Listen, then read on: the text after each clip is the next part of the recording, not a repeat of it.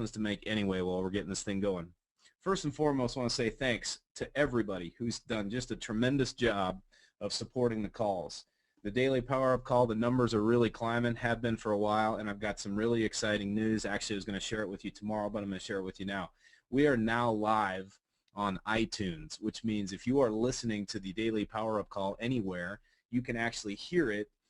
You can subscribe to it and actually download it on your phone, download it on your iPod, whatever you want to do, so you can use that. That was a request from a lot of people, but a big shout out to Shelley Bellancourt down there in Australia for that great idea. She actually got us, sent me the link and made it happen. So Shelley Bellancourt, thank you, my friend. I dearly appreciate you, and we're really psyched to be on iTunes. So if you want to look for it, it's simply the MOBE Daily Power Up Call, M-O-B-E Daily Power Up Call. I will actually put a link on Facebook tomorrow morning after the call, and that way you guys can obviously log on and you can get yourself dialed in, and it'll be a pretty awesome thing to have for us. And so we'll be able to do that.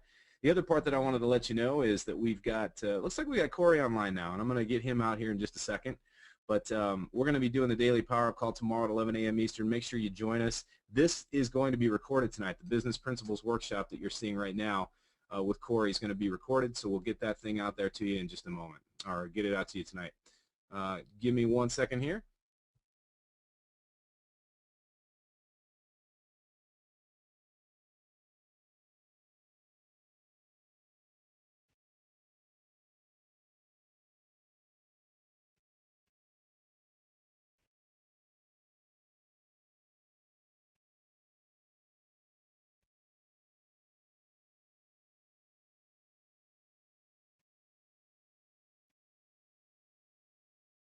Corey, can you hear me now?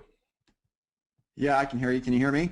Awesome, buddy. We can hear you loud and clear, and really psyched to hear what you have tonight. So what I'm going to do is just do a really quick intro, if you don't mind, and I'll turn the reins over to you. Yeah, no problem. Can you see my screen or not yet? What I see is, yeah, I think it's just the basics as business principles, the stock image there, not mine, but the one screen that you have in front of you. Okay, You have I'll just show. Okay, fine. I'll show my screen here in just a second. We should be good. Okay, good to go. Well, before we get Corey out here, I just want to give you guys a quick shout out here. Corey Boatwright is a serial entrepreneur that has succeeded in real estate, internet marketing, and mobile app development businesses. The Wall Street Journal and Fast Company magazine are among a few organizations that consider him a thought leader for the successful business aptitude that he has. He became a millionaire at age 25, and he created a simple strategic 3M formula for success, which continues to change the lives of others around the world. I'll tell you the thing I love about Corey. I met this guy back in Fiji at the Platinum Mastermind, and immediately got a sense of just not only how successful he's been as an entrepreneur, but how much of a heartfelt servant he truly is. He carries that almost as a badge of honor, almost like part of his brand, and I'm sure he's going to talk a little bit about that tonight. What you're going to hear tonight is a presentation that he gave to Harvard University, one of the top schools in the entire world. So we're really fortunate to have Corey out here. Corey, my friend, I got to tell you, it's a privilege to spend any kind of time with you tonight. We really appreciate you taking some time out to share with us this evening. Hey, I appreciate it a bunch, JT. Thank you so much for having me on here, and I'm excited, man. I'm really excited about what I have to share, because I believe that it's some of the very best. It's some of the very best information I can share about business and about some of the things that I've experienced in my lifetime now. I'm 37 years old, and I've been doing business for many, many years, and have started a lot of companies. I'm going to go into a little bit of that. And I've had a lot of failures, and I've had a couple of successes and hit some home runs.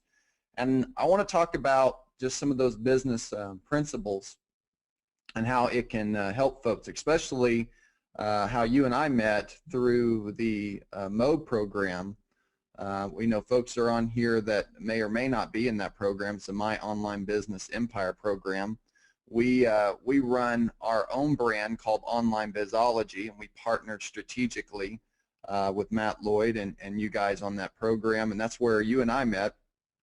And it's been just really cool to be able to have our friendship. I know that you and I have talked several times back and forth, and I agree with you. I believe that whenever, we met, it was kind of like a kindred spirit. I love folks that are committed to serving others, and I know that immediately whenever you and I talked, I could see that that was a part of your DNA too, JT. So at the end of the day, I want to make sure that one, everyone can hear me right now. Can you hear me okay, JT? Yeah, we got you loud and clear, Corey, and your screen right now shows black, which I think is on purpose. That's right. Yep. Okay, gotcha. Yep. Okay, so I want to share with you this presentation I did. It took about 30 to 40 minutes. So just set back, have a cup of coffee here. I'm going to do my best to entertain you. But what I'm sharing with you are some of the things that I've put together over probably the last, 16 years or so in business. Some of the things I've went through, and I actually put together 2 presentations for Harvard, JT. But right before I was getting ready to go on, I asked the audience which one they preferred. I said I had one presentation that was kind of the Manila version of mindset for success. That's what I was asked to come talk about, mindset for success. And I said I could share with you, these 3 things, and they would definitely give you some nuggets, and you go home and learn something from it. And I said, but quite frankly, that's a pretty boring presentation. I've shared that 1,000 times. I know it backwards and forwards. And I said, I have another presentation. And this other presentation I've never shared with anybody. In fact, this presentation here at Harvard is going to be borderline offensive and possibly dangerous. The reason I said that is because I was actually concerned if somebody's going to throw something at me, being at the most prestigious college, basically education facility in the world. And I asked them, I said, before I show you this presentation, I've got the one loaded that I want to share. I want to know which one do you want to hear about, which one do you want to see. And they all agreed that they wanted to see the presentation number 2, JT. So awesome. I can hardly wait. That's what happened. So what I'm getting ready to show you is the exact presentation that I showed at Harvard. And the very first thing that came across the screen is this. I said, okay, lesson 1. Formal education means nothing. And then I just proceeded to walk off the stage. You can imagine that was not something they were prepared for. And I said, but let me follow up with this. It's not that I'm not a fan of education, because I certainly am. I said, because lesson 2 is specialized knowledge. Well, specialized knowledge, it means everything, period. And will you agree with that, JT? Absolutely. I totally agree with you on that, 100%. Yeah. Who makes who's more successful? The attorney that has just a generic practice, or the attorney that is specialized in some particular legal field? Which one makes more, JT? Well, I'd have to think the specialized attorney would. Absolutely. That's right. Which one makes more? The doctor that's for generic and general practice of a doctor, or the specialized doctor that is focused in one area? Got to be the focused specialized guy or guy. You got it. You got it. And so that's how I proved the point in the room, and everyone agreed that this does make a lot of sense. So I want to briefly go through this, because some people do know who I am, some people don't, and so I want to just briefly go through this. My name is Corey Boatwright, and I've been really blessed and honored to been featured in some great publications like CNN. Wall Street Journal did a particular interview with me when I sold a company that I grew up in my business, over $4 million. They interviewed me for Successful Business Aptitude. Fast Company, they ranked me number 4 in the world for social influence. There's a project that over 30,000 people applied to be a part of, and I hit number 4, beating out even Justin Bieber and Britney Spears. Nice. And I also released my first book, and it went bestseller the first day, and it was called Recession Riches. It still has sales daily, and I was really honored to have that happen. I want to go ahead and just kind of share with you a couple of things that's happened in my life that I'm excited about. And this isn't to impress you, but just to, what do they say, impress upon you that it's exciting whenever you follow your dreams and you get some results from it. You know, you'll hear my story a little bit more of where I came from, but right now I want to tell you that I've had some exciting things happen in my life. Right there is a picture of me looking over Terre, Italy, and here's another picture of when I was skydiving. What's interesting about skydiving is that your brain, the synapses in your brain, they work differently after you jump out of an airplane. Let me explain really quickly. So most people's fear is death, right? They fear of dying, right? Some people fear of even speaking on stage is actually even worse than dying, but most people fear dying. And so whenever you jump out of an airplane, you tell your body that you are basically okay with dying. You make this decision that I'm okay that I could possibly die when you jump out of the airplane. And so your brain, from now on, looks at everything in your life, all the situations, all the challenges that you come into is completely different. Everything's dwarfed now. So that gives you another reason to skydive, and it was a very exhilarating experience. The first time I did it, I did a front flip. The second time I did a back flip out the airplane. It was a lot of fun. This is a picture of the 16th Chapel, just an absolutely beautiful, beautiful place. Here's Dear Abbey. Here is Pompeii. This is absolutely incredible to be a part of the history here and to see some of the most incredible artifacts really on the planet when the volcanoes basically buried a city completely. Here is the catacombs in London. Those are actual skulls back there, JT, from all the deaths that happened during the war. And here is me in Thailand. I got a chance to walk a tiger, and I always say that you don't walk a tiger walks you, because that is a huge, huge animal. And this one's kind of means a lot to me, because this is, you know where this is, JT? Any idea where that is?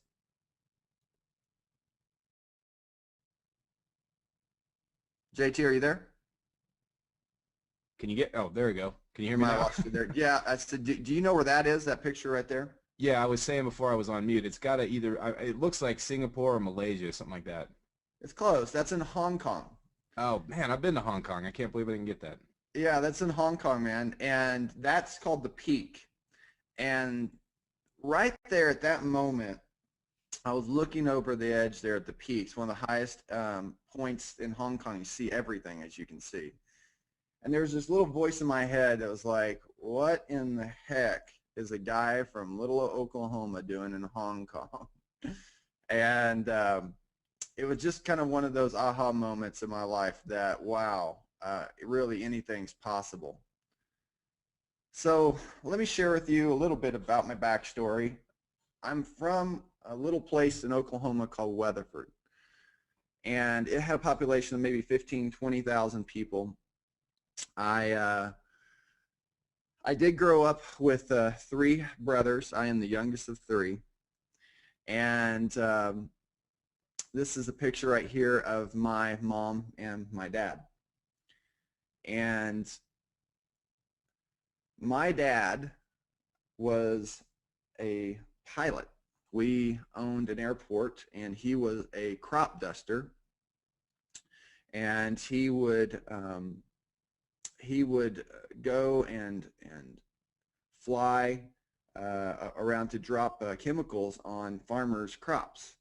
And he was a very hard worker, and he was extremely skilled in everything that he did. And he also was just a really fantastic guy. My mom, hard worker, and she really is a lot of inspiration for me because of how she was able to succeed in many areas in her life. She was a part of Mary Kay, and she almost got that pink Cadillac.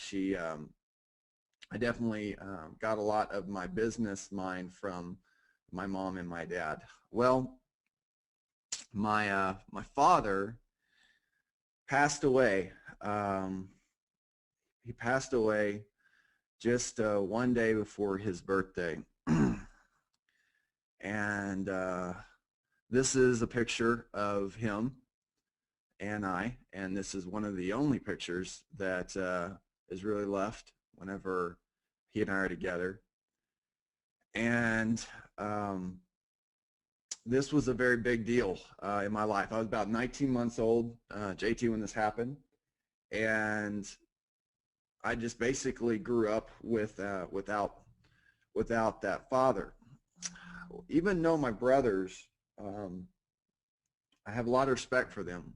My oldest brother, Dusty, who's an athlete, could pretty much all-state in football, baseball. He could do anything he puts his mind to. My other brother, Brandon, he's a mechanic, and he could take apart an engine, put it back together. Just both these guys have a lot of respect for.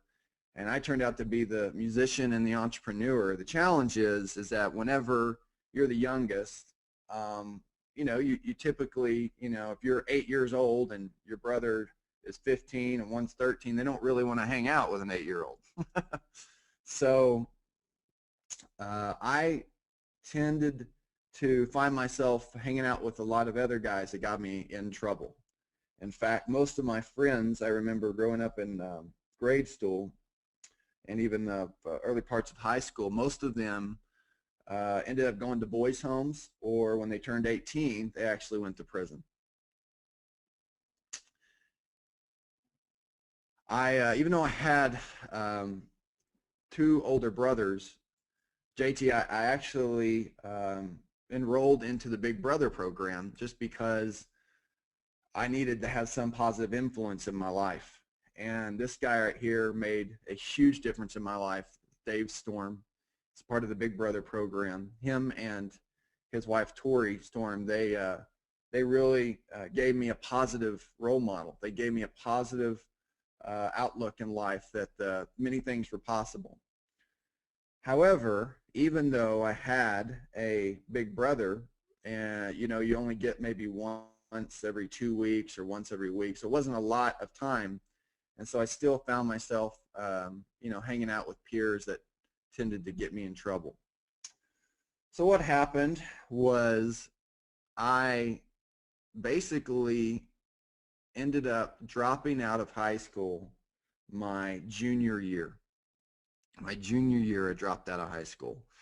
And the reason was, it wasn't because I was a bad student. It's just I wasn't there. Many times I would skip school. I'd go hang out with friends, and when I skipped school, I'd get zeros. I would, some days I would just not go to school, period. I would just sleep in. And my mom worked so many hours that she went to work at 7 o'clock at night, got home at 7 in the morning, and it was just it was a pretty tough time. I remember growing up, really applying myself to just the normal things in high school. So I ended up dropping out, and I could tell you that when I dropped out, I ended up joining a Christian heavy metal band, JT. If you would believe it. That's me right there on the left. That's awesome. Looking like a sailor or something. And I had my hair all one length. And so I joined a band, and this was actually a Christian heavy metal band. And these guys made a big difference in my life when I dropped out. I told you most of my friends in Weatherford, they went to boys' homes or prisons. And these guys lived in Oklahoma City, which was maybe 50 miles away from my hometown. And I actually moved from Weatherford to Oklahoma City, got away from my circumstances, got away from my these people I was hanging out with that were getting me in trouble, and got around some positive influences that made all the difference in the world. And yeah, that is me right there. You want to write this down. You are absolutely, undoubtedly, the average of the 5 people that you spend the most time with. You agree with that, JT? Absolutely, 100%. Yep. You are. And whenever I found myself separating and getting away from these other influences in my life that were negative, and these people that were dragging me down, and I was around all of this negativity and around people that wanted to get in trouble and go out and do things that were dangerous and really just selfish, and just get around people that didn't have any kind of vision or goals in life. Whenever I stopped hanging out with people like that, and I got around people that were positive, people that wanted to make a difference, people that lifted me up and said, you can be a leader, and I got around people that were spiritually at a place where I wanted to be. I was empty inside. I was lost. I really didn't know what I wanted to do in life. I knew I had potential to do many things. I was a quick learner. I taught myself how to play guitar. I taught myself a lot of things in life. But it wasn't until I was able to separate myself from the negative influences until things started to change. So what happened is I ended up being more entrepreneurial and starting different businesses. And I'm sure you've probably seen this book, Rich Dad, Poor Dad. Many entrepreneurs I know, they've read this book, but I looked at it a little differently. In this book it said 9 out of 10 businesses fail. Do you remember that, JT, when it said that 9 out of 10 businesses fail? Absolutely. This book, dude, I'll tell you straight up, not to derail the conversation, there's a long story. I would not be here right now if it weren't for this book, so I'm thrilled that you're sharing that. And I do remember that statistic. Well, yeah, Robert Kiyosaki said 9 out of 10 businesses fail. And so I looked at this like, okay, well, all I need to do really is just start 10 businesses, and one of them's going to succeed. So I actually ended up starting 40 different businesses. So, I had a really good chance of success. What happened was life was chaotic, right? Life was absolutely chaotic. And I learned a lot of things that I did not want to do. JT, I have done so many things. I've had experiences in my life from so many different businesses. I was a domain broker. I actually sold domains for a living on eBay. I sold Ginsu knives on eBay. I sold almost 10,000 Ginsu knives a month Wow. on eBay and different websites. I was in a company called Jewelway selling jewelry. I used to buy a semi full of electronics that were 40% working and 60% or 60% not working and 40% working. And I used to get them at such a great 25, 30 cents on the dollar price that I would sell these all over the internet. I was a day trader for a while. I actually had an opportunity to day trade, and at that point you had to have at least $30,000 to be able to day trade, and so that was an exciting time in my life. I don't have time to go into all of that, but that was definitely exciting, looking at 3 different screens, getting up at 7 o'clock in the morning, looking at all your technology and looking at your notes and your software and looking at your trades. And I used to short stocks and I used to buy puts and stays. So I did that for a while. I worked at a baseball card shop for a while. I had my business on selling my own cards. I had so many different businesses. And out of the 40 different businesses, only 2 succeeded. The other 38 I call business therapy because it is absolutely the way that I was be able to provide some therapy to myself, because I was just constantly going through different models, different businesses, different businesses. Finally, I found one of the businesses that started to do really well. It was a high-end electronics company, a business. And remember when the plasma TVs came out, JT? Those the plasma TVs came out, and they were between $10,000 and $20,000 for a 50-inch plasma TV. Do you remember that?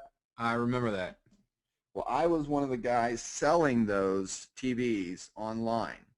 And at that time, you can make a lot of money. The challenges with electronics is that about every year to year and a half, they drop over 50% in price.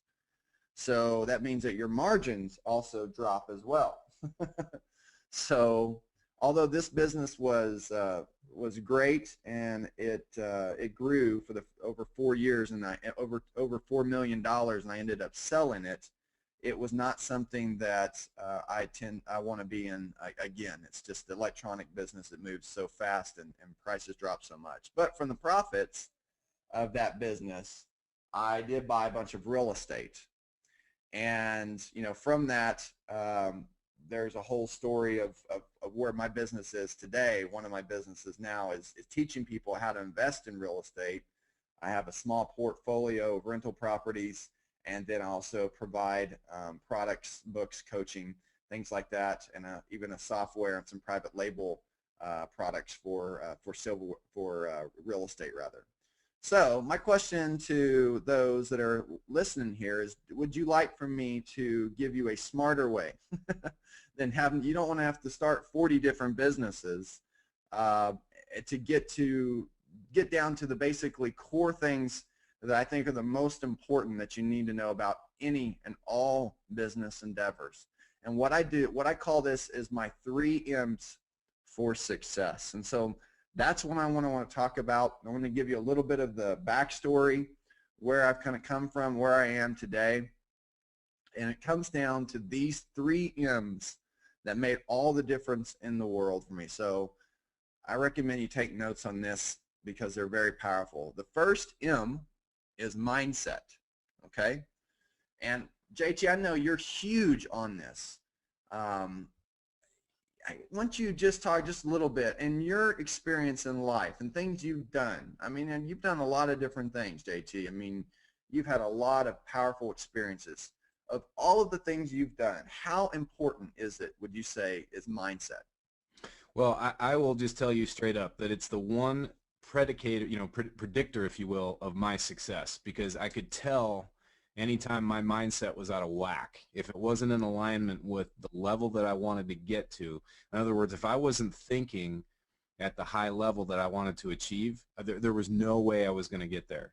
If you want to be wealthy, you have to think like a wealthy person. You have to work on your mindset there. If you want to be a healthy person, you have to think like a healthy person. So 100% agree with you. I cannot even I love that you started off with mindset. Tremendous.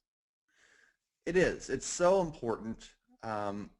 Whenever I'm doing coaching with clients, it's amazing to me that the challenges that they have, many of them come down to a mindset shift. It's something that is not a physical challenge. It's not a strategy. It's not it really comes down to a mindset shift. And this has been the most important kind of ahas in my life. I used to, just really transparently here talking to you, I really thought that mindset was a bunch of hokey. In fact, I remember going to seminars, and when anybody would start talking about mindset, I would leave the room.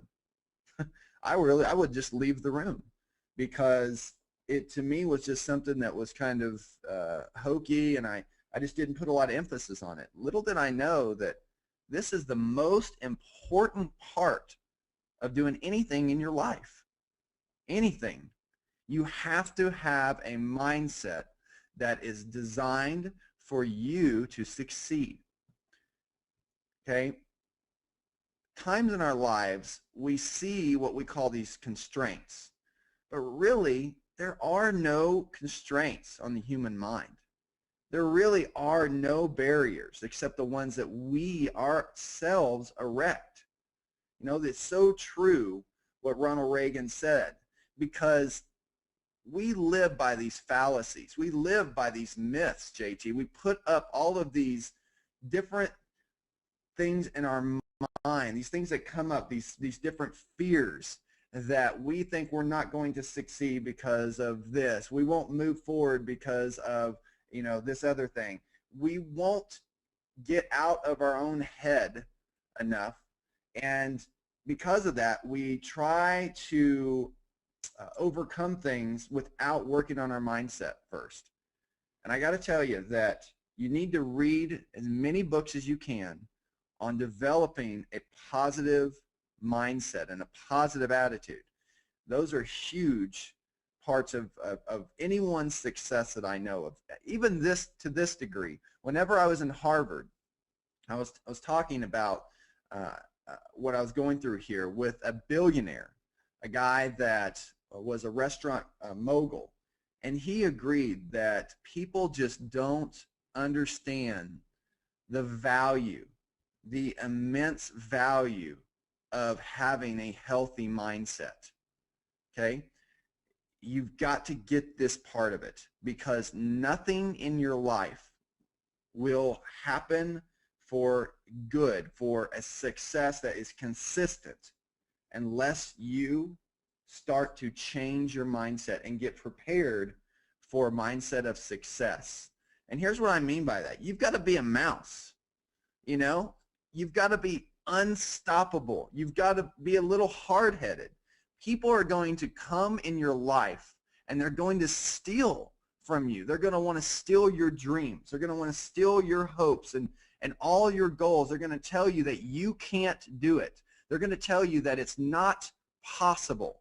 Okay? They are going to basically want you to follow their agenda, follow their rules, because they aren't able and they don't have enough courage to jump up and be able to stand on the mountain and say, I can do it and I will do it.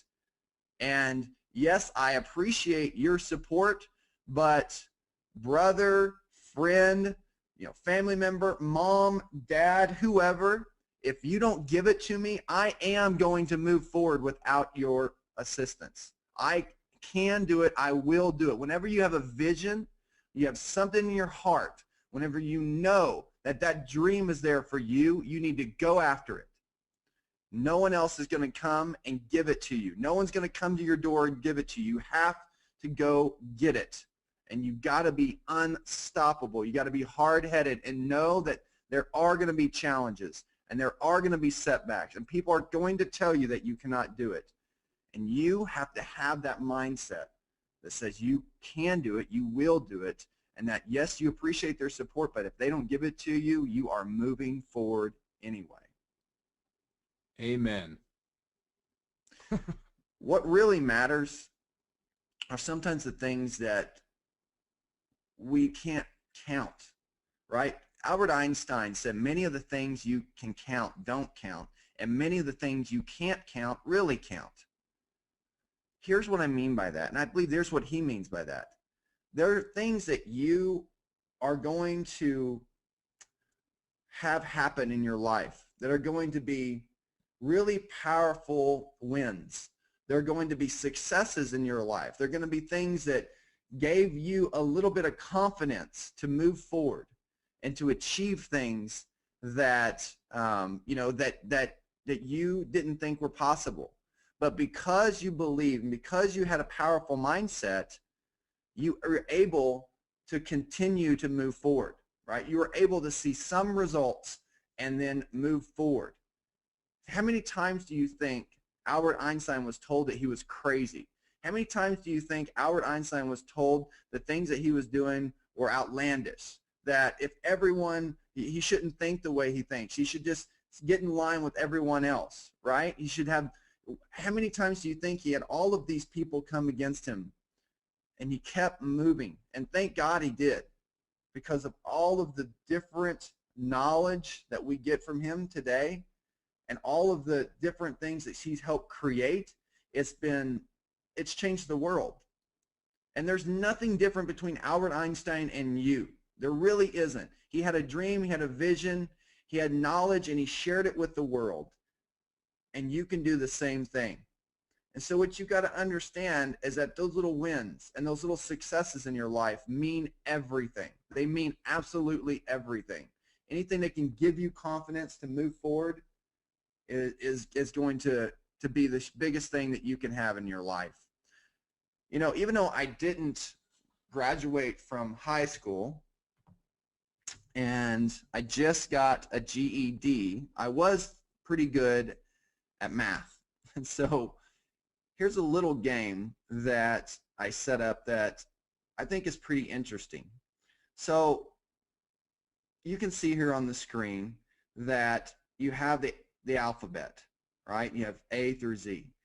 And if every one of the letters equaled a number, so, you know, if A equals 1, B equals 2, C equals 3, and so on, then what our goal is here is, what do you think would equal 100%? What do you think is going to equal 100%? And what I want to do is I want to talk about this in terms of the different things that us as entrepreneurs, the things that we think are important, right? For example, fear. We talk about fear a lot, JT, how we need to overcome fear. And it's true. Fear does hold us back, right? False evidence appearing real, right? That's what it stands for. But if you look here on this particular example, fear only makes up about 30% of the things that we need to do as entrepreneurs to succeed. Fear only makes up 30%. What about courage? Well, courage isn't really important, right? Courage means that we're going to not have to stand by and let someone tell us what to do, push us away. We have the courage to be bold and to pursue the things that are in our heart. But look what courage equals. Courage only equals about 70%. About 70%. What about hard work? I mean, this is the one that our moms and dads in the industrial age, they told us that this was the most important. Hard work. Just need to work hard, right? But look what this equals. It's close, but it's not quite 100%, is it? It's 98%. Well, what about knowledge? We hear all the time that knowledge is power, and it is. Knowledge is absolute power. But when you look and add these numbers up, you only come up to 96%. What about love? Oh, love. Love's important. It is incredibly important. I know that love has definitely been one of those things in my life that has given me more of a foundation and understanding for people, for my own family, for my friends. But in business, it only makes up about 54%. What about you're just lucky, right? You just get luck. You're just lucky. Well, luck's only 47%. So what makes up 100%? If you're on here, type in what you think it makes 100%. What do you think makes 100%?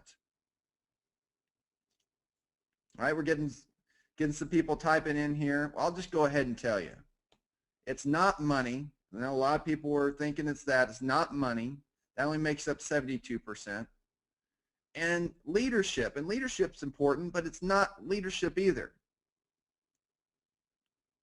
What makes up 100%, JT, is attitude. It's attitude. And attitude comes from having a positive mindset, doesn't it? Attitude Absolutely. Makes up everything.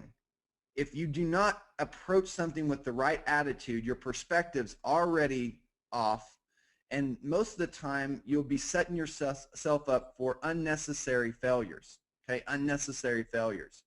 But there's a little bit of a trick to this game, because attitude is almost everything. What do you think is more important that comes before attitude, JT? Well, I got to think it's got something to do with intention or focus. Those are good as well. Those are really good, and you're close. Intention's close, but it's discipline. Nice. Love it. It's discipline. You cannot have a positive attitude without first having discipline. It's just impossible. There's too many things that are going to hit you every single day for you to remain positive without discipline. The reason why everyone else cannot do it, that you tell yourself everyone else is not doing this, and why you're why other people aren't able to do some of the things that you're able to do, is because they don't have the discipline. Okay, you have to have discipline, and once you have discipline, you can create a positive attitude. And again, remember the slide that says you are the average of the 5 people that you hang out with. It is incredibly difficult for you to have the discipline to create the attitude if you are hanging out with people that want to steal away your dreams, and they want to tell you why you shouldn't do it, and they want to tell you why it won't work. You've got to separate yourself from them. You've got to get around people that will push you up and that will support your dreams and support everything that you want to do. And then you will find yourself that it's much easier to have that discipline and maintain that positive attitude. You agree with that, JT? I absolutely agree 100%. In fact, attitude is one of the best predictors of success that I've found, just both through study and through natural application, both in myself and my clients. So I absolutely agree with you. I think this is great stuff.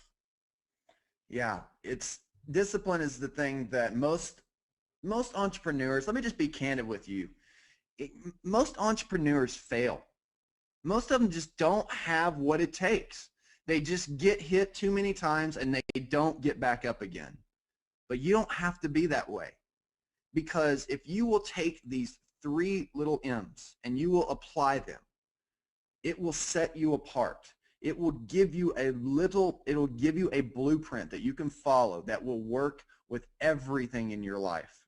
And I promise you it will. I've started over 40 different businesses, and I know how this stuff works. And it starts with mindset. And that mindset, you have to have discipline to maintain a positive attitude that will keep you going, because people are going to want to knock you down. And you also need to take some time to be with yourself, right? This meditation stuff that you're hearing all the time, it means a lot. Prayer, think about when you put your hands together and pray. What number is that making? Look at that. It looks like a 1, doesn't it? And there's a reason for that, right? Because people don't take the time to really get into a place of solitude, and a place where you can purify those thoughts, where you can really understand on your mindset so you can stay positive, right? So you can clear out some of the negativity that's in your life, and you can do some meditation and prayer and get rid of some of those things that are trying to bug you and attack you, because there are going to be things that attack you every day in your life. A lot of those things are going to be, I feel, spiritual attacks. And so you need to spend some time and really just meditate and pray. You know, one of the things that I do is I ask God to just give me doors of opportunity. You know, I thank Him for the breath of my lungs. I thank Him for I can walk around. I thank Him that I can speak. I thank Him for I can drink water without having to worry about it being contaminated. I every morning when I wake up, I grab my pillow and I really just I hold it tightly, and I just thank God for another day, another opportunity to go do cool things.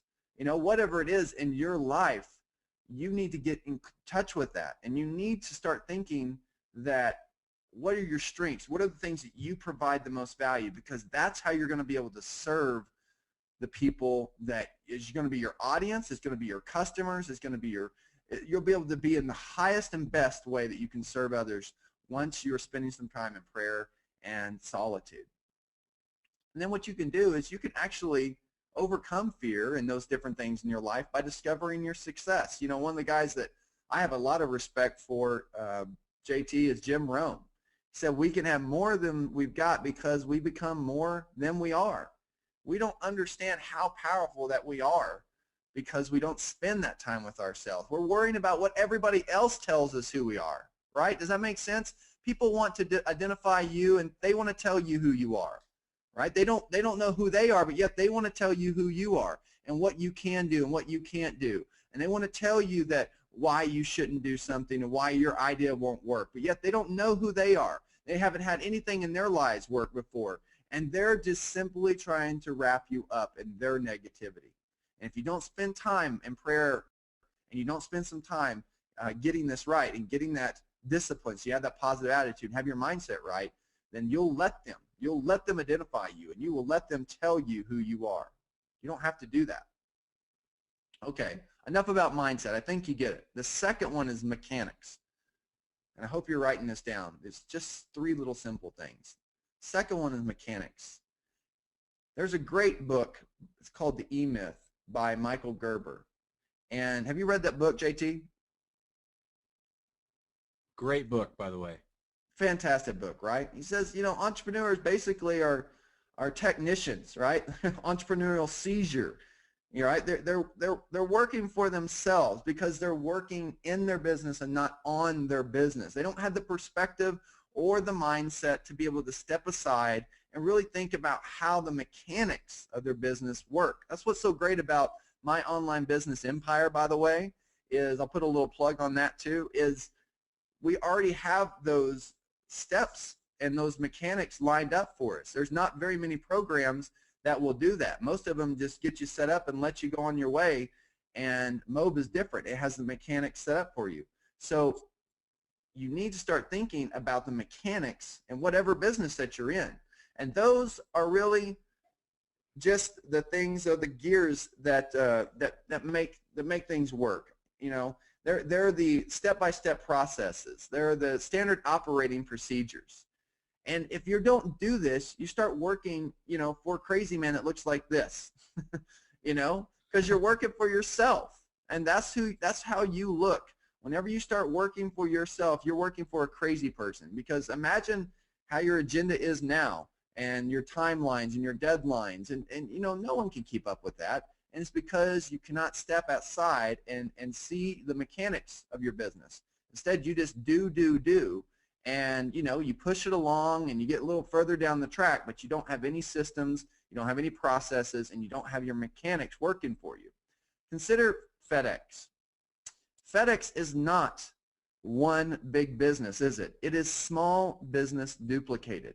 That's all it is. It's one engine that's working fantastically great, and then it's duplicated and duplicated and duplicated. FedEx has got their mechanics down to a science, brother. They got it down to a science. And that's what we need to be doing in our businesses too. We have to start thinking about ways of things work, the procedures, those processes in our business that are duplicatable. So then you can take your one little business and duplicate it, and then you'll be able to scale. You will not be able to scale, and you will not be able to step outside of your business. You will constantly be a slave to your own business unless you are able to step out of it. And the way that you're able to do that is to have mechanics and have those procedures in place. That's why the second M is so important. And here's another thing about that. Think about what Michael Jordan says. If he was all about himself, i.e. just his business, right? He says that talent will win games, but teamwork and intelligence wins championships. Now, I don't know about you, JT, but a game is cool to win, but it's much cooler to win a damn championship, right? Amen. That's awesome, right? When the whole team works together. If you're really honest with yourself, most of us aren't working with teams. We work for ourselves. It's a one-man show. We don't trust anyone. We don't know how to create the processes and the mechanics. We don't really think about it. All we think about is moving further on down the road, make a little bit more money than we did yesterday, and everything will be okay. The most successful people in life do not think that way, okay? So you've got to find a way to break out of that mentality. Somewhere down the road, someone told you that. Either your model is looking at somebody else that you know of that you have respect for, and they've made a little bit of money, and you're just trying to do what they do, not trying to grow too big. You know, you don't want to put too many processes. You don't want to hire anyone. You've got to break out of that mentality and start thinking of outside of your business. What if you were to get sick or hurt today, and if you were bedridden for 6 months? For 6 months you were bedridden. Would money still come in? Would money still come in? Would you still be able to survive? Most of us, the answer is no. The answer is no, it wouldn't. And for some of us, maybe it would for a little bit, but then it would stop. And it's because our mechanics, our procedures, our processes are not in order, and we don't think about the way that Michael Jordan does. Now think about the difference of just one. This is very powerful. Most of us are right there on the left-hand side, right? We're just thinking about the easy steps. We're just thinking about those. But what about if we added one more to it? Look at the difference of just one. Now I want you to think about it this way. In your own business, you're only going to get so far, okay? Where it's just you running your own business, okay? Just you, the one-man show, the guy that or the girl that doesn't need to hire anybody. They don't really want to grow too big. They don't really think about the processes. They don't really need to explain anything. They're just thinking about themselves. You're only going to be able to grow so far, and you're going to stress yourself out, and eventually, if you read the E-Myth, you'll be the girl that makes the pies, and she can't even stand the smell of pies, even though she used to absolutely love it. Don't let that be you. Think about the difference of just one. Adding one person, maybe a personal assistant, maybe a virtual assistant that you pay $3, $5, $10 an hour to for 4 or 5 hours a week. Maybe you spend an extra $200 to $500 a month, but that frees up an extra 10 or 20 hours of your time. Then you can start focusing on your strengths, the things that you're really good at, and you start building a team. You don't have to be the guy that's always slam dunking the basketball. You don't have to be the guy who's making the shots. You can pass it every once in a while. It's okay.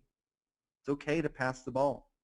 And when you do, you'll start to see that you start growing by just a difference of one. Look at the vast, vast difference. This is what FedEx does. This is what UPS does. These are what the companies that you know, the great companies, McDonald's, this is how they think. The billionaire that I met that has a restaurant franchise, this is how he thinks. This is how franchise owners think. Does that make sense, JT?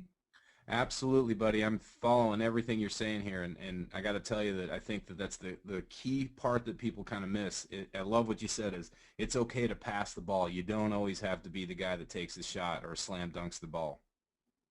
Absolutely.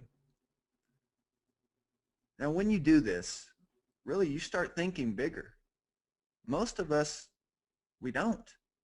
Most of us are happy with where we are, and we convince ourselves that thinking big is not who we really are, or it's not something that I really want to tell my family members or relatives about. Or, you know, there's a guy that I recently was talking to that was he's a fantastic guy. You meet him and you would instantly just think he's great. He got up in front of our mastermind and started talking about how, oh, he's not really the big thinker that some other people that he works with are, and you know, he doesn't really think this way, and you know, what he's done is not really been that great so far, but he's had, you know, someone else has done something else. And so he equated, now listen to what I'm saying, maybe this is one of the most powerful things that I'll say on this presentation, so I hope it really resonates with you. Okay, so listen. He was talking about how he's not a big thinker and someone else is doing this for him, and he's got some good results in his life, but you know, hasn't been as big as somebody else. And so he was equating being humble as not being great. That, my friends, is a huge lie. It's a myth. Some of the most powerful people that I know are humble, and they're absolutely great. They don't tell themselves that they're small thinkers. They're perfectly okay with saying that they think big. And you need to say the same thing. And not just once. You need to say it every day. Every day when you're in the shower, you need to say, I'm a big thinker. That's what you need to say. You're not a small thinker. Every day you need to say that you can remain humble and still be great, because you can. You absolutely can. So don't fall into this myth that just because you think that you're bigger than somebody else, and you think that you have all these bad thoughts they're attached to that. These are anchored. These thoughts, they're anchored to negativity, and negative thoughts on being great. You need to get rid of those. And there's actually, I could run you through a 5-minute exercise that would detach those negative thoughts with how you think being great is. If you have any negativity attached to being great, I could run through a 5-minute exercise with you that would immediately get rid of that, immediately. We don't have time to do it right now, but just understand that the most successful people in life don't call themselves small thinkers. They think big. You are a lion. And the last M, JT, it's money. Now, why do you think that I saved the third M, money, as the last M? Well, I've got to think because so many people place it first. They put it as such a huge priority that they miss out on the real important parts of life and success. Absolutely. Absolutely. Well, look at this study. Look at this study. People that put a price on their time are more likely to feel impatient when it comes to them earning money, and that hurts their ability to derive happiness from their activities. In other words, JT, if I start thinking that it's all about the money, okay, you've heard about this before. It's all about the money. It's all about the money. It's all about the money. Make the money. Make the money. Here's what the professors are saying. Here's what the PhD students and the studies are showing us, is that whenever you put the emphasis that it's all about the money and it's your time is money, it actually hurts you from being happy. And which one's more important, you being happy or just having a lot of money? Let me tell you something. Being happy means a lot bigger. It's a lot bigger than just having a lot of money. Having a lot of money is great, but I can show you countless people that have had money and been absolutely miserable. Let's just say this. Do you know some people in your life right now that have a lot of money and they're miserable? I do. Here's what happens. This is the point, okay? You have a lot of money, that's great. Don't get me wrong. I know a lot of people that have a lot of money and they're very happy. But here's the way they think about it differently. Whenever you start chasing money, money runs. It runs. That's the difference. Whenever you start to have your mindset and those 3 M's set up in the right way, where you have that mindset is set up for success, you know where you're going, you know how to get there, you have the positive attitude, you have the discipline, then you got your mechanics in order. JT, you got your processes, you got your standard operating procedures, you've got your gears rocking and rolling, you got your duplication methods ready to go. Then what happens is the money comes looking for you, doesn't it? You become a money magnet. That's the difference. You don't have to chase money because money runs. You agree with that? I think it's a great analogy because if you think about even just in nature, if an animal's being chased, is it going to stand there or run straight to the thing that's chasing it? Heck no, it's gonna get the hell out of there. So it's a perfect analogy, absolutely. Money runs when you chase it.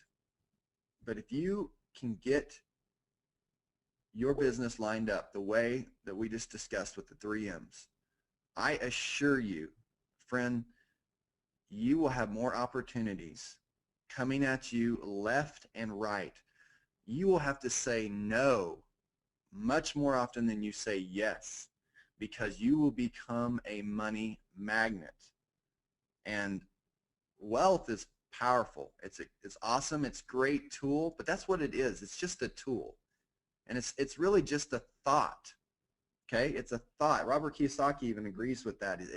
Money is just a thought. It's not something that you pursue and put your total focus on, because it will derail you if you don't have that mindset there and you don't have your mechanics lined up. So let's see who was paying attention. All right. What is the first M? Mindset. Mindset is the first M. What's the second M? Mechanics. And the third M? Money. And it is in that order.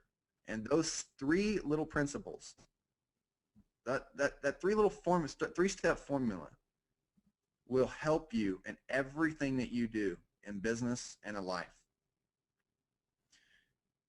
Some of the biggest doors of opportunity that have opened in my life have been from serving others. And I'll end with this because it's very powerful. Reason that you serve others is because someone first served you. Okay? I'm looking at this bottle of water on my table right now. And it's easy for me to just drink this water and be happy, be satisfied, and not think anything of it. But that's not how a successful person, a long-term successful person thinks. A long-term successful person thinks, from my experience, and the billionaire that I talked to, and the multimillionaires that were at Harvard, and most other successful people that I know, they look at this differently. They think about this water and they glance at it for a second and they go, you know, how cool is it that someone had to package this water, put it in this really cool container. Someone had to put the label around it, make the graphics on it really stand out, really catch my eye, really look cool, make me feel good, and with the endorphins in my brain to go off when I'm drinking it, make me feel like I'm drinking, you know, something very filtered and high alkaline level. Someone had to actually take a lot of these bottles of water, JT, and they had to come from somewhere, didn't they? Maybe they came from Fiji, right? And then someone over in Fiji had to prepare the water a certain way to get it where it's just right so it can go into all these different containers in a certain way. And then someone had to have the agreements in place that they could do that. And so the point is, I'm surrounded by servants, and so are you. And so if you think about life that way, if you think about things are bigger than just you, you'll have this sense of appreciation and gratefulness. And man, it just makes life so much better. Man, it just makes things so much lighter, not so heavy on you. When I get up in the morning, I'm in the shower. I say this every single morning. I say, my worst day is someone else's paradise. And so is yours. So JT, that's all I got, man. I hope this has been really helpful. Awesome, awesome stuff, Corey, my brother. I got to tell you, there's lots of great comments coming in from folks that have been with us this entire hour. Tons of people came on this call tonight, which I think is really great. It says a lot about the type of people we have here in Moab. And I got to say, you know, the 3 M's, first and foremost, I love the order that you brought them in, you know, mindset, mechanics, money. So many people, I think, really struggle, and maybe you can even speak to this, but, you know, as entrepreneurs, they struggle so much because they think about, what do I need to do to make money? And then they go, okay, cool. Well, I'm going to build my mechanics out. I'm going to learn marketing. I'm going to learn sales. I'm going to learn this. And they forget about that mindset piece. If you flip that whole point on end like you did, and you take it in the reverse order, the mindset, the mechanics, and the money, that's, I think, where the real magic is. And, you know, I love that you were just talking about this, even just using the bottle of water as a great example, because You know, it's a true testament to test your prosperity consciousness. If you're ever feeling constrained, you know, if you ever feel, quote, in lack, for lack of a better term, I guess, walk down the street. I actually had a good friend of mine, a mentor of mine, tell me this.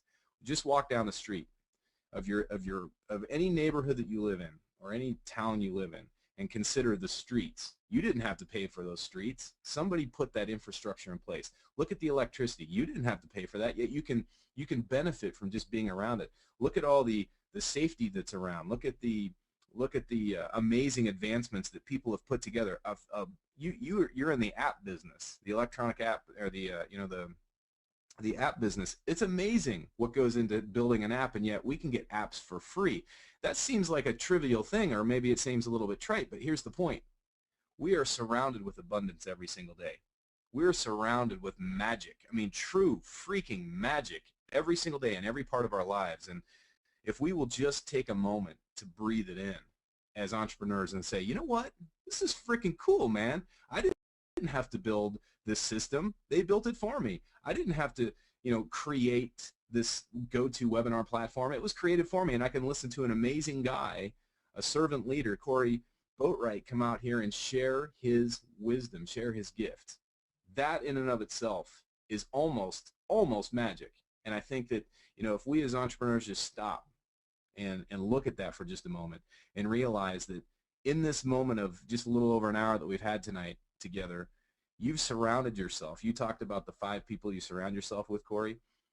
You've surrounded yourself with one of the probably top, most inspirational people that I personally know, Corey Boatwright, and somebody who doesn't have to have all the accolades, doesn't have to have all the accomplishments of, you know, academia to be able to show up at a place like Harvard and be not just accepted but applauded. So Corey, I just speak on behalf of everybody tonight. Certainly appreciate you coming out here and investing your time and your wisdom in us and really empowering us, because you are truly a servant and you lead the way with that huge heart of yours. So thanks, brother. And I really appreciate you having me on here. I really appreciate the encouragement from that. You know, don't let anybody steal your dreams. And remember, you know, whenever I was asked to come to Harvard, I was there because I have a degree in results. I don't have anybody in my life that's said, hey, let me see your report card. Let me see, you know, you do trigonometry. Let me see you do a quadratic equation. Those things are pretty cool and whatnot, but, you know, so is answering questions in Jeopardy. But when it comes down to getting results, man, it comes down to you taking action. It comes down to you taking action. And it comes down to you surrounding yourself with people that are taking action, people that you can bounce ideas off of and that you can be in a positive attitude with. So, and it's going to take some discipline. It will take some discipline. If you can keep that mindset rocking and rolling, eventually what will happen is your mechanics will start rolling out. You'll start to notice that the things over and over again that you're doing, almost like a form, whenever you are asking somebody certain questions, you know, it's just like the same thing. It's the same questions over and over again. Once you find yourself in a situation where those consistencies are there, that's when you want to start documenting your processes so they can be duplicatable. And then whenever you can duplicate something, when you can show someone, you know, look at McDonald's, for example. You can hire a 16-year-old kid to come in and run this amazing business. Well, it isn't because the kid is so incredibly brilliant or anything. It's because the systems run the kid. The systems run the business.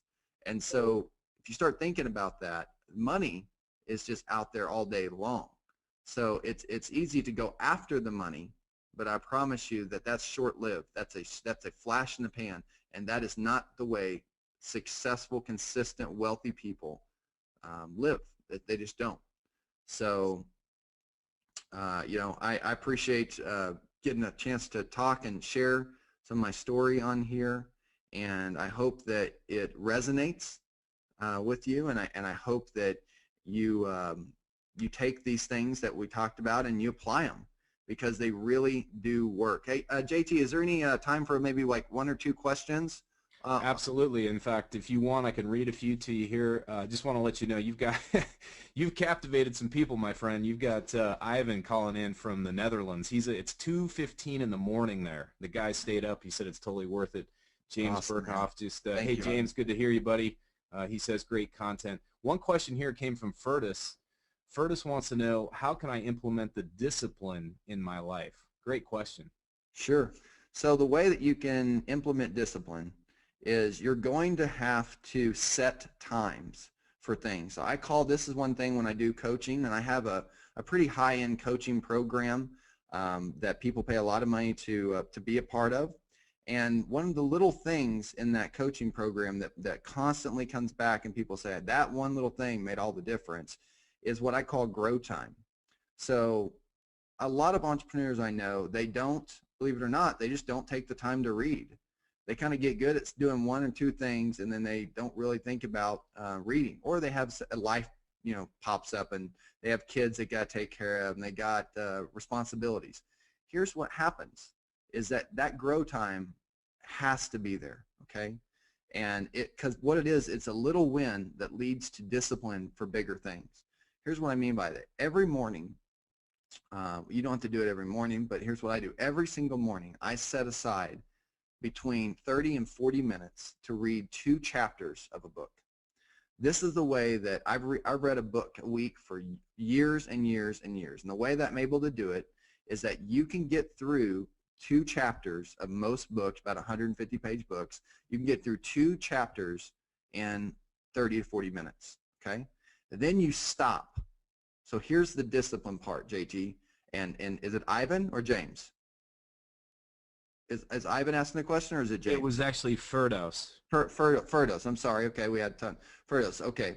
So here's how you have the discipline. You read the first 2 chapters, and then you stop. You put the book down, and then you go on and do your other things you need to do. And then tomorrow, you read another 2 chapters, and you stop. So here's what happens. You don't go into state of overwhelm. That's one of the big issues of why people don't have discipline. It's because there's so much overwhelm. We put the world on our shoulders. We think everything's our responsibility, especially entrepreneurs that work for themselves or they don't have any systems and processes. Everything's on their responsibility, right? They're the CEO, they're the COO, they're the marketer, they're the sales guy, they're everything. And so we put everything on our shoulders, and we don't have discipline to say, no, I'm only going to do it once, and I'm going to stop, and I'm going to come back tomorrow and do it again, and I'm stop. So you have to have those consistencies, and you have to be disciplined to be able to start and stop. And that's just one little thing. It's just one little tip, but I tell you, that one little thing will help anybody read a book a week, about a 150-page book a week. You'll get through those chapters that you need to every single week. And everyone has 30 to 40 minutes that they can set aside consistently every single day, and you call it your grow time. And you will learn a ton about your self, depending on which books you're reading. I read a lot about, I read some self-help books. I read some business books. Sometimes I even read some fiction books. Not a lot, but sometimes I do just to open my mind up. But these things will help you grow. And that's where you're going to need that discipline whenever you start to grow.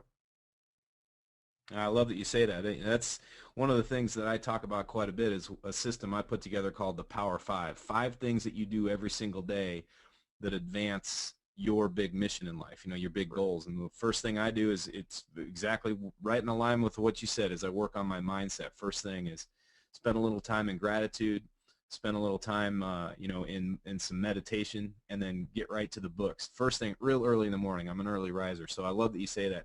It's funny, too, the other part that I love that you said there, Corey, is you talked about doing a little bit and then implementing.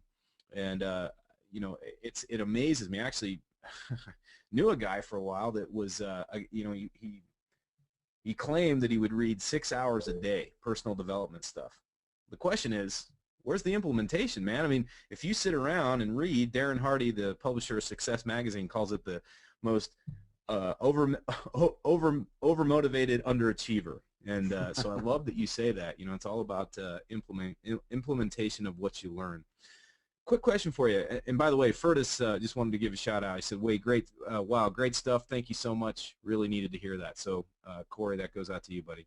Awesome. Thanks, First. Good question. One thing that I wanted to ask a question, because this has come up a few times. I've heard this from people even before tonight's call, and you have been a true illustration of this, just a true, you walk the walk.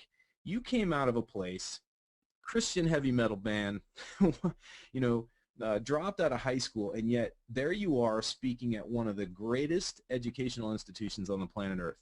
How did you go from where you were to being in a place like that and not allowing conventional sort of, structures, if you will, conventional ideals to hold you back? Most people would say there's no way a high school dropout should even be able to be allowed on the campus, let alone speak and make such an impact, because I think a lot of people underestimate their value and they underestimate their gift. How did you get past that, and how do you continue to this day to make such an impact?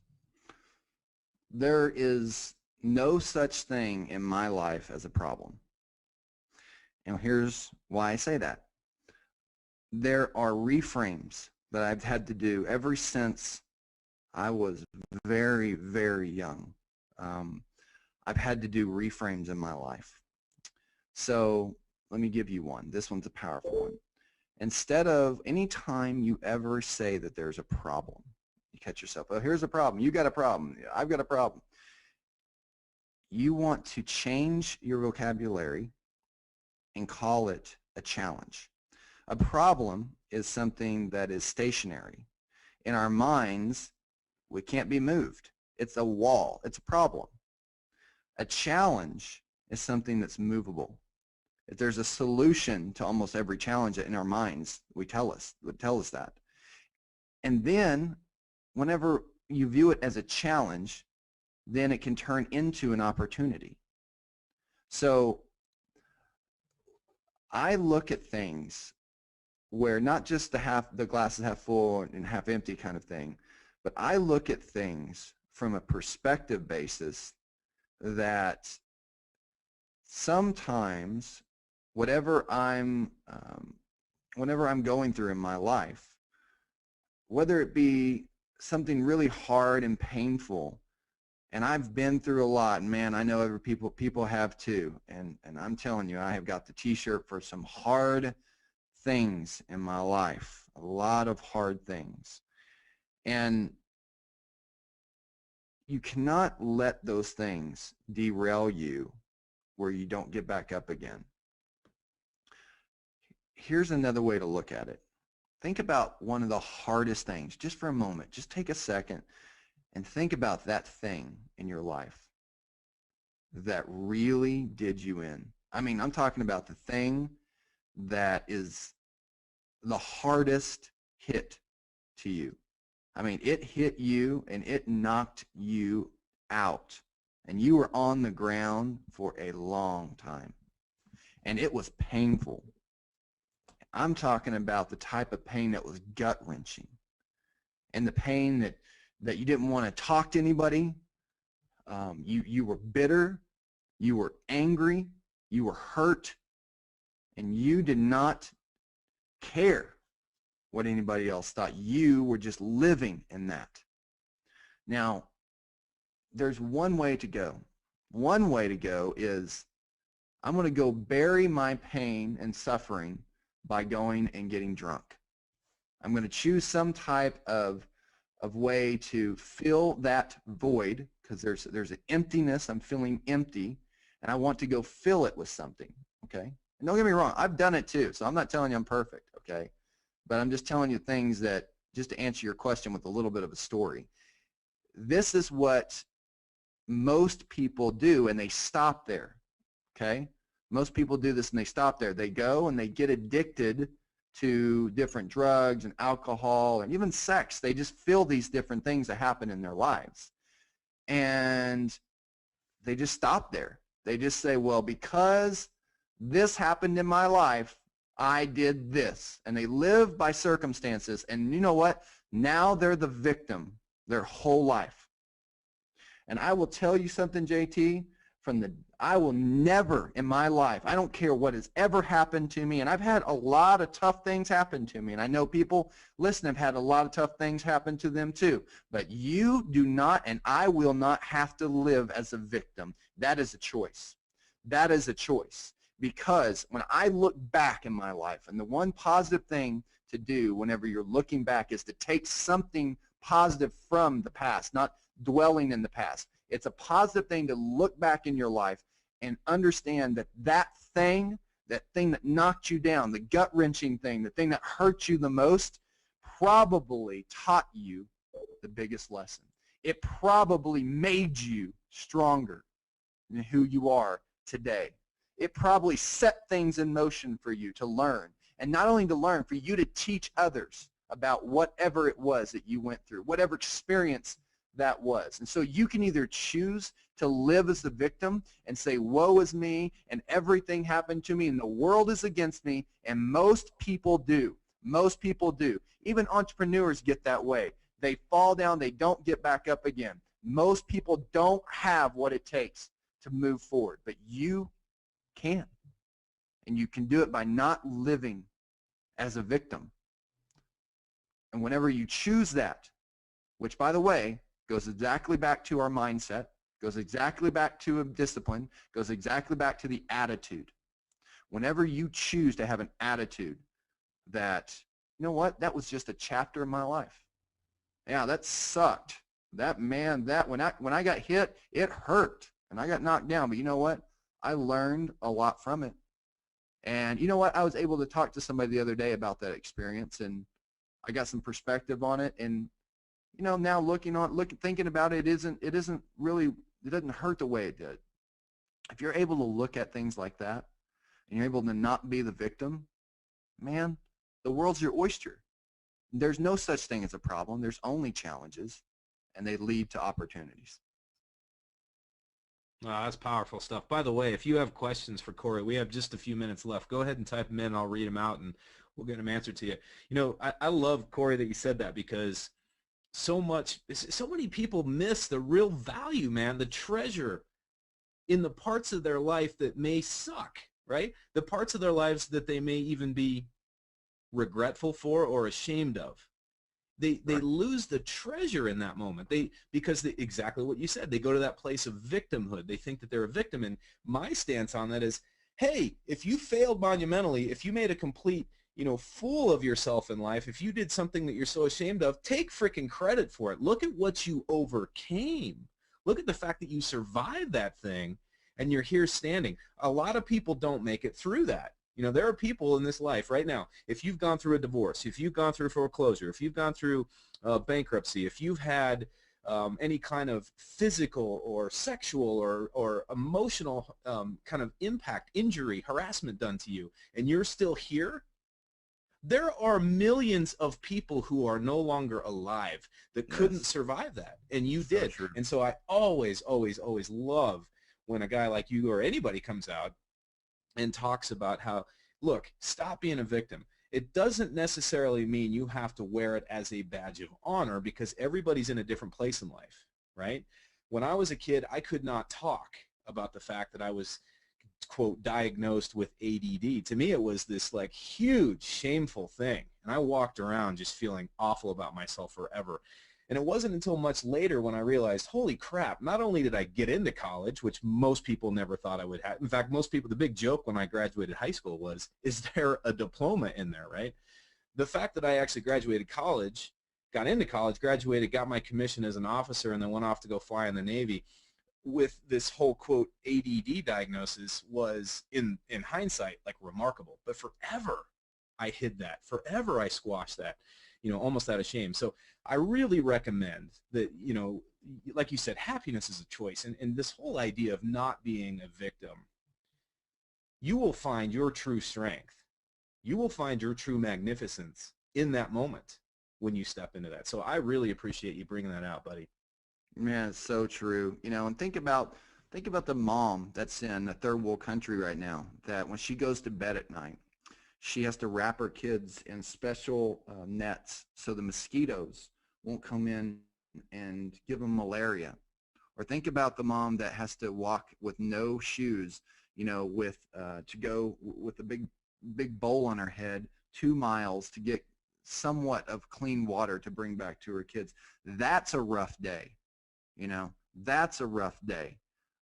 I just think that your perspective many times is too meistic and myopic, right? Me, the eyes are on me, the things you're thinking about. You've got to get outside yourself. Once you do, that's when your victimhood just, it goes away. Victimhood is all about being selfish. That's it. Victimhood is not about serving others. Victimhood is not about thinking about anybody except yourself. If you can break that, you're home free. And there's ways that you can do that. And many of them is just really thinking of how grateful that you are, that some of the things that have happened to you, the lessons that you learn from them. Of course, you wouldn't ask for those things to happen again to you, but the things that have happened to you because you're still alive, like you said, JT, that's a blessing. There's other people that didn't make it. And yeah, just not being a victim is incredibly important. Remarkable stuff, man. Well, listen, we're not getting too many more questions. Sigrid did just want to say thank you so much for that perspective, and you know, I would say the same thing. I think you've got just a tremendous amount to give. What can we do for you? How can we support Corey Boatwright? What is going on right now that you're passionate about? Maybe give us a website, someplace we can go to learn more about you. Hey, thanks. I appreciate that. You know, right now I've really got this thing stirring in me for serving others, and you know, I've said for years and years to remember and be a servant, and that's just been something that has been a little, almost a selfish reminder to me to just kind of think outside myself and to be thankful and be grateful. But lately there's been things in me that have kind of said, well, what if that is not just a cool saying, but what if that's really a movement? And I'm really having some things stir in me that could be the case. So I don't have anything particular that you can go and check out right now, but I will tell you that, you know, Remember Be a Servant is more of a movement to me, and I'm really working with people right now that can help me develop that, because I think that it could really help a lot of people. Of course, if anybody wants to just check out the real estate side of things, they can just go to my website, which is shortsellology.com, shortsellology.com. But beyond that, just kind of keep in touch. Hit me up on Facebook, and stay in touch and go from there, man. I'm a fan of yours. Anybody's a friend of JT, I'm a friend of. And I know that there's a lot of Moog folks that are on the line here, and I've met a lot of them that are platinum members in Fiji, and met more of them that are titanium members in Cabo, and had a great time meeting just awesome folks there. And Matt's a good dude as well. We've hung out, and it's great to network and build friendships that way. But just kind of keep in touch with this Remember Be a Servant thing. I'm really excited about it. I think it can help a lot of people. Awesome, Corey. Thank you so much for that, my friend. And as Corey said, you got to go check this guy out. Find him on Facebook, Corey, C-O-R-Y, B-O-A-T-R-I-G-H-T, and that's also his Twitter handle, @CoreyBoatwright. Make sure you go check him out, learn lots from him. Get yourself to the live events. This is not a pitch, guys. This is an honest, plea to you. If you want to really surround yourself like Corey taught us tonight, you are the sum total, or the average of the 5 people that you spend the most time with. You want to spend time with Corey, and get yourself to live events. He's a blast to hang out with. He will rock your world. I mean, just literally, I remember, Corey, that night you and I sat down with Lisa Grossman and Curtis Broom, and we had that real in-depth, deep talk, and it was, after a very long day of the event, but man, it just totally charged me up. In fact, a couple nights in a row. So get yourself out. Hours. Yeah, that was totally fun, man. Just a great time, and that's one reason why I love the live events. So make sure you get yourself to live events. Make sure you get connected over Facebook or Twitter or whatever you want to do with that. Make sure you get yourself connected to Corey. He's an amazing guy. Lots of people saying hi to you, man. Johnny Cochran, Corey's say hi to the Turtle Man, Johnny Cochran. So, Turtle Man. Turtle Man. Anyway, lots of people saying hi to you, brother. Thank you so much for your time. My friends, my Mob friends, as always, it's a privilege to come at you every single Wednesday night. with these business principles workshops. This has been an amazing evening with Corey Boatwright. Make sure you join us every single Monday through Thursday at 11 a.m. Eastern for the daily power-up call. And again, it's going to be on iTunes, so you can register for that to get updates. Corey,